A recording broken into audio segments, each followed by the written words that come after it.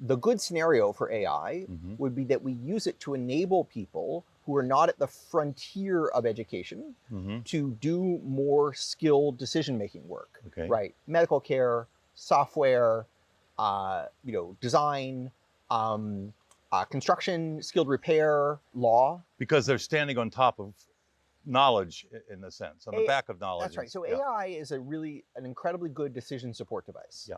And a lot of what people are paid to do as experts is make decisions, right? Why do we need them making decisions? Because they're kind of one-off high-stakes cases. Right. So, if it's a simple decision rule, it's already automated. Yeah. Right.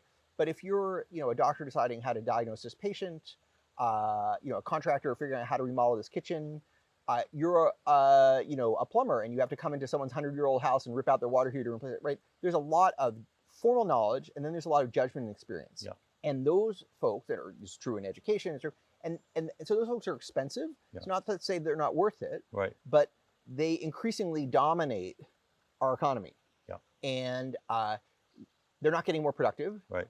They are getting more expensive. Yeah. And a better world would be one where there were more ports of entry into that type of work at different levels. Yeah. And, healthcare is probably the best example. It's an incredibly large domain of employment, right? And growing very rapidly. It also absorbs almost, 1 in 5 US dollars. Yeah.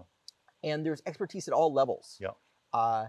And like a good example of where this has worked is, nurse practitioners now do many of the tasks that were formerly exclusively done by physicians. Yeah. And this has, been good for patients, Yeah. but also really good for nurse practitioners. It's created a well-paid job that takes 5 years fewer training Yeah. than becoming a physician. Yeah. So AI and nurse practitioners are not a result of AI, let's be clear. That was really a social movement of women who were underused and fought like hell to get, a curriculum, a scope of practice, a credential. But now they're very much supported by technology that enables them to do more. Yeah.